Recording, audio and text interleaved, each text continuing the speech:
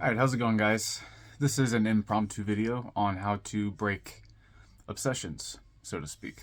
Most of my videos are going to be impromptu like this because I'm a very busy guy and I don't get paid for this, so I just do this for fun and to help you guys out.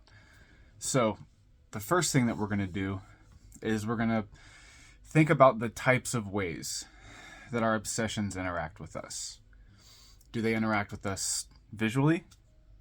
Do they interact with us auditorially? Are they sensational? Are they a combination? Is it all three?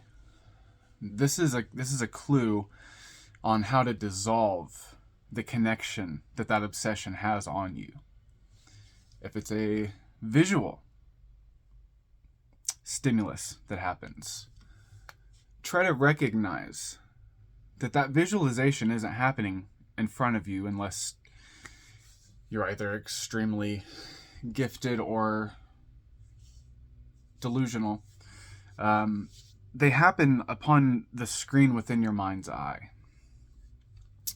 What you can do, and it might take some practice or it might not, what you can do is shatter that screen.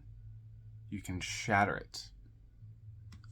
Imagine it falling a million pieces. Hear the sound of the screen. Hear the glass. Feel the shock and the reverberation in the atmosphere as you shatter that astral glass. Behind that glass is a new screen upon which you can immediately project something else upon, something more positive. And before you do this, you might make a list of things. That way you're not just left in a void of impressions. Try to have some foresight about some things to project on that screen. If it is an auditory obsession, mantras can be really powerful for that.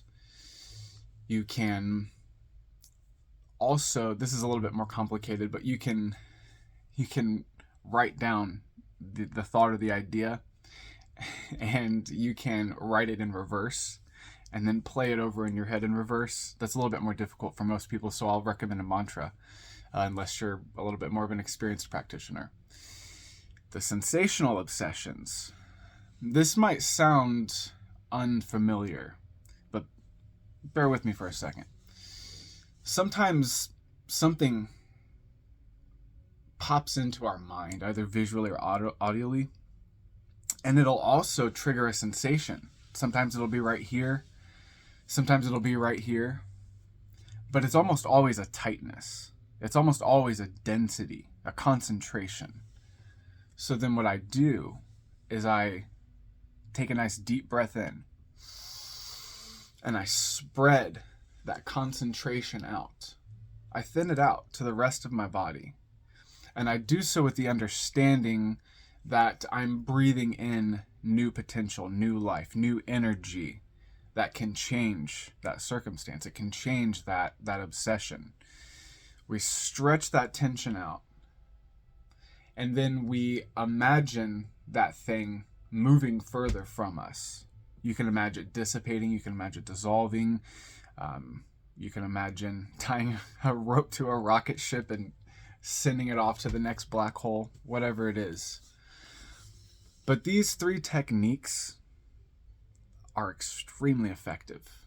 These techniques have saved me from depression. They've saved me from mania and all kinds of issues that I've had over my life.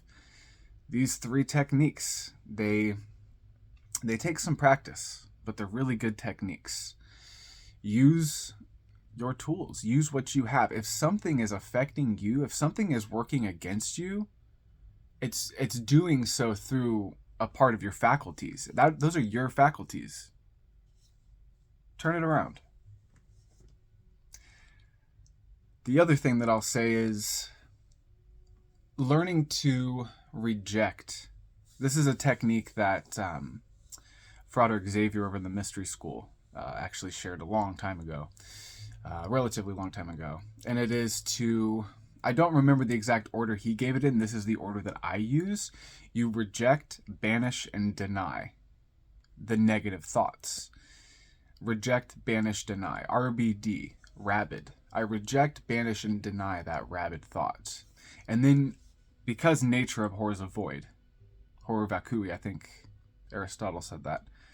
Nature abhors a void. Nature abhors a vacuum. If you banish something, this is good practice for just your magical practice in general. If you banish something, you need to invoke something in its place. If you dig a hole in your yard, just leave it there. See what happens. It's going to fill back up with something every single time. So when you're banishing these thoughts, you need to have something else to project on that screen. You need to have something else to be hearing. You need to have some other type of sensation to feel.